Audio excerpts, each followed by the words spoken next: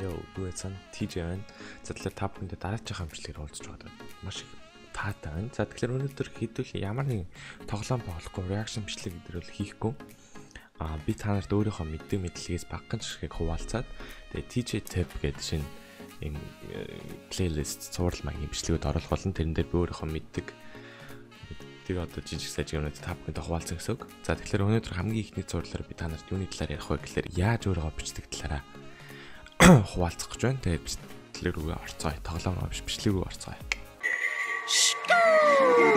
Bad girl, I'm a nice guy. Liquor in my cup, I gotta really toughen up. Yeah, nurse strap. Тэгэхээр хамгийн эхлээд би ямар програм ашигладаг вэ гэхээр OBS гэдэг яг энд. OBS гэдэг яг энд ингэ байж байгаа.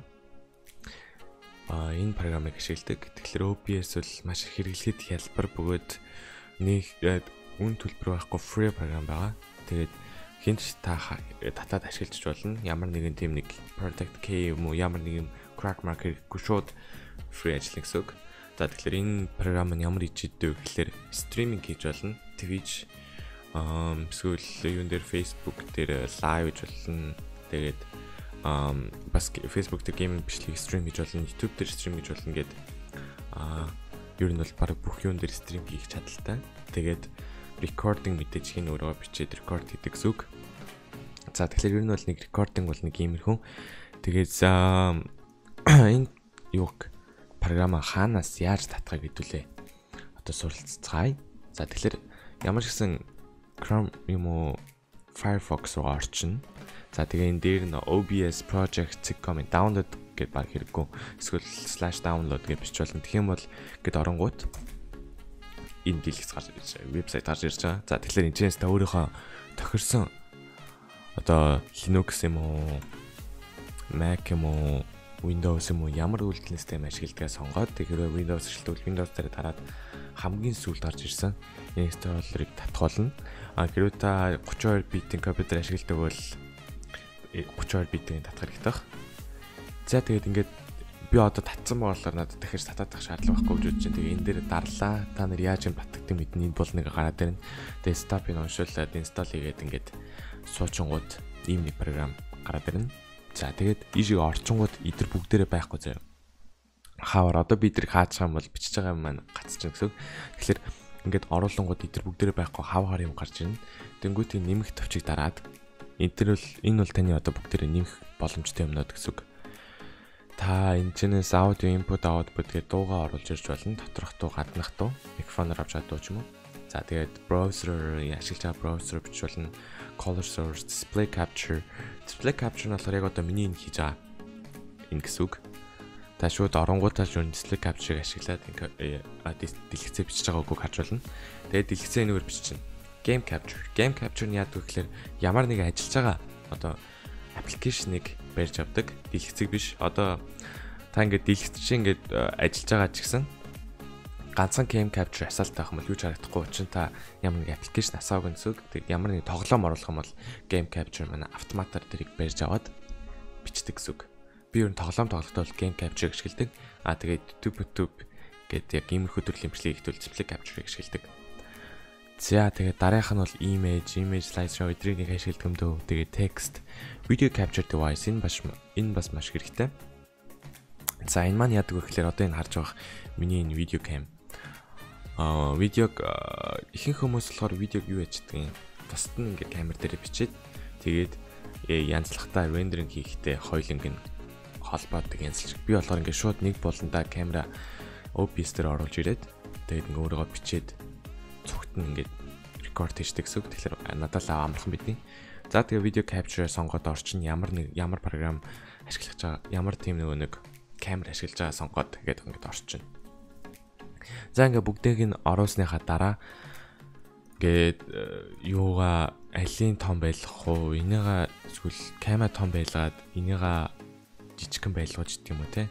Бүгдийг ингээд өөрөө тохируулаад ашиглаж болно. Камерыг хүссэн газараа тавьж болно. Энэ болон тааж болно. За тэрнийхээ дараа яадаг вэ гэхээр settings дээрээс жоо зөвлөгөө өгч чадж байна. За settings дотроос одоо энэ би сүүлд энэ Facebook дээр live хийсэн байна. Одоо энэ чинь харж болно. Mixer, Facebook, Restream энэ үл би мэдэхгүй ч юм. Twitter мэд гэд бүх юм дээр хийж болно. Эсвэл custom дараатай серверийнхаа юу бичээд тэгээ stream key-ийг copy-тэй тавиад тэгээд stream дарангууд таны компьютер чи автоматар тэр таны тавьсан сайт чинь stream буюу live бичлэг хийж эхлэх гэсэн үг. За тэгээ энэ чинь бусад тохироонууд гэж болно. Энэ дэр hotkey би одоогоор юм ашиглаг байгаа. Hotkey дээр ямар товчоор эхлэх үү, ямар товчоор унтраах вэ гэдгээ маусаар ингэж зөөгөр дараад байхгүй. Товчнуудаараа ашиглаад хийчих болно. За тэгээд нэг тиймэрхүү л байна да. Энэ програмын cloud тэгээд хэрвээ та шинээр YouTube channel хийж байгаа юм эсвэл зүгээр ингээд өөрийгөө бичих, дэлгэцээ бичих хэрэгтэй байгаа бол энэ OBS гэдэг програмыг үнэхээр чавд ашиглах боломжтой. Би ямар нэг OBS реклам дээр л хийгээгүй зүгээр надад ашиглахад маш хялбар санагддаг болохоор OBS-ийг би хувьдаа бол ашигладаг. Тэгээд бас яг одоогор миний ашиглаж байгаа компьютер хүчин чадал бол маш тийм сайн бол биш болохоор биш ч гэсэн энэ OBS бол гацалтгүй ер нь дайжгүй ажилладаг. Тийм болохоор ер нь бол OBS нэг тийм компьютерийн performance-ийг хараад идэггүй. Их дайжгүй програм юм шиг надад санагддаг юм аа. За тэгээд өөр энэ програмын талаар гэх юм бол энэ дээр өөр скэнүүд нэмээд тэгээд эдрэг ингээ хадгалаад явах боломжтой. Хэрвээ хоёр дэлгэц ашигладаг бол хоёулын бичих юм уу тийм олон талд юу хийх чадвартай. Тэгээ энэ доод болонда таны spook хэдэн хувийн ажиллаж ийн FPS хэд дээр байна. Тэгээд би бол FPS 2 дээр бол тогтооцсон. Тэгээд хэр удаа recording хийж байгаа гэх мэтчлээ нүдийг харуулдаг. За үүний дараагаар би та бүхэнд ямар програм танилцуулах вэ гэхлээр би ямар програмаар бичлэгээ янзалж рендеринг хийдэг талаар өнөөдөр танилцуулъя гэж бодож байна. За миний бичлэгээ янзалдаг програм гэх юм бол Shotcut гэдэг програм байгаа. Shotcut нь болохоор ер нь бол маш жижигхэн. Тэгээд ашиглахад айгүй хялбар. Тэг бас муу адил үнэгүй ямар нэг ашиглаад за энэ миний урд нь хийсэн юмуд байна. Тэгээд ашиглахад маш хялбар, ойлгоход маш хялбар. Яг сүүлийн одоо яг тэр нэг амар видео эдитлдэг програмууд бол ялангуяа дөнгөж сурталчилж байгаа хүмүүст бол ашиглахад маш хэцүү. Юу нь яг яаж хийх нь ерөөсөй ойлгогддгүй. Тэгээд бас тиймэрхүү програмууд компьютер үзэн чадалт маш дээгүүр байхыг шаарддаг. Энэ програм бол тийм биш, нэг тийм дундчийн компьютер дээр бол гайгүй гацалтгүй ажилладаг. Тэгээ бас хэрвээ ямар нэгэн crash болоод дундуур нь гарах юм бол автосейвтэй гэдэг болохоор маш амар буцаад оруулангууд автосейв хийсэн буцаад ингээд таны хийжсэн юмнууд гараад ирчдэг. Тэр үгээрээ даваа талтай. Тэгээ би энэ програмыг яаж ашиглах юм гэхэлэр айгүй амархан ашиглаад айгүй амархан байдаг болохоор ашигладаг байхгүй. За тэгэхээр ер нь яг зөв basic юмаа би яаж хийдэг талаар харуулъя. Миний бичлэгүүд ер нь ингээд байж гин. За тэгээд одоо жишээлх юм бол vlog нэг за энэ бол миний бичлэгэндээ ашигладаг юмнууд байна. Одоо SpongeBob-ийн за энэ гурыг оруулж байна.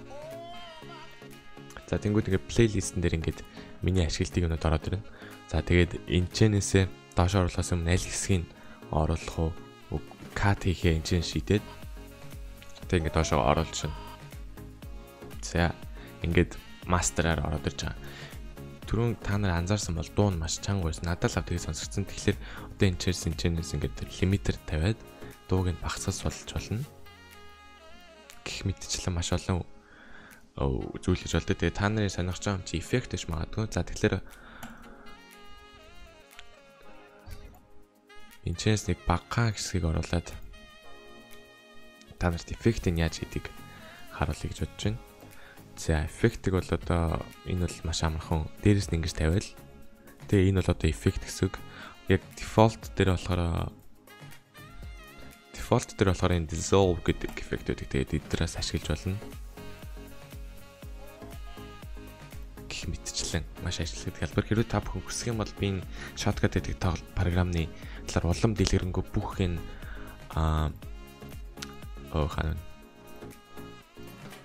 фильтрүүдийн талаар би та бүхэн танилцуулж болно. Маш олон фильтртэй. Тэгээд хэрвээ та бүхэн хүсэх юм доор комент хэсэгт хэлжээрэй. Тэгээ би shortcut-ын талаар олон дэлгэрэнгүй тайлбарлах нь ер нь бол нэг иймэрхүү. Тэгээ cut гэдэг нь болохоор зүгээр энэ чээс split дараал тэгэл энэ дундлыг ингэж устгаал буцаж шахаал эсвэл энэ дунд нь одоо эффект ингэж оруулдаг ч юм уу те.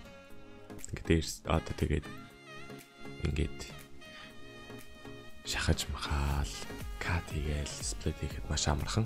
За тэгээд гих мэтчлэн маш ашиглахад хялбар програм байгаамаа. За тэгэхээр өнөөдрийн бичлэг энэ хүрээд ер нь бол өндөрлөх тийш ханд чинь өнөөдөр та бүхэн би өөрөө ямар бичлэг биш ямар програм ашиглаж бичлэг хийдэг. Тэгээ ямар програм ашиглаж бичлэгийг янзлаг талаар үргэлжлэе. Тэгээд хэрвээ та бүхэн энэ shortcut гэдэг програмны талаар улам мэдээлэл хогшвол доор комент хэсэгт үлдээгээрэй. Тэг ямар нэгэн санал хүсэлт эсвэл өшөөний асуулт байх юм бол доор комент хэсэгт бас бичиж үлдээгээрэй. Тэгээ би бүх комментуудыг уншдаг байгаа. Тэгээ ямар нэгэн negative mind тийм муухай хараалын үг мөг орсон комментуудыг бичихгүй байхыг хүсэн. Хэрэг бичих юм бол би автоматар блок хийх болно. За тэгэхээр нэг энэ програмны нэг иймэрхүү тэгээ keyframe энэ програм бол зөндөө юм байдаг юм а. Би тэрийг бол энэ бичлэгэн дээр тайлбарламааргүй байна. Нэлээд урт болж байна. Хэрвээ та бүхэн хүсэх юм бол би ганцхан яг энэ програм зориулсан нэг урт бичлэг хийнэ. За тэгээ өнөөдрийн бичлэг нэг иймэрхүү. Миний яаж бичлэг хийдэг юу ашигладаг гэд бүгд ингээд тоодол боллоо. Тэгээд дараачихаа бичлэгээр уулзцгаая. Тэгээ өнөөдрийн бичлэг бол нэг тип хүрэх зорилттой юм бичлэг байлаа. Тэгээд дараачихаа бичлэгээр уулзцгаая. Бичлэг үзээд ингээд бас багаан ч гэсэн юм ойлгож авсан байх гэж найдаж байна. Хэрэг ойлгосон бол лайк тавьчих дараад. Тэгээд яг энэ доор хавьд байгаа. Эсвэл энэ манай энэ бичлэгний энэ доод буланд миний нэг юм icon байгаа. Тэрэн дээр дараа subscribe гэд буюу эсвэл захиалах монголоор захиалах гэдэг тавьчиг дараад тэгээд доошо гүйлгээд дээр subscribe гэд улаан тавьж байгаа шүү дээ. Эсвэл захиалах гэдэг нэг улаан тавьж байгаа. Тэрийг дарц юу маус нэр банк дарлаа. Хажууд талд нэг хонхны зураг гэнэ. Хонхны зургийг даар. Хонхны зураг нь яадаг вэ гэхээр миний бичлэг ингээд аплод хийгдэд оронгууд танд notification хэлбэрээр шууд ингээд мэдээлэлт байгаа. Одоо Тэмүүжин шинэ бичлэг орлоо гэх мэт. Тийм болохоор та миний бичлэгийг цаг алдахгүй үзэх болно гэсэн үг. За тэгээд дараачихаа бичлэгээр уулзцаа энэ хүртэл үзсэн та түнхээр их баярлалаа. Тэгээд миний бичлэгийг share хийж намайг дэмжээрэй гэж та бүхнээс гуйж байна. Тэгээд дараачихаа бичлэгээр эргэж уулзцаая. Түр баярлалаа guys. Peace. Maybe I could waste my time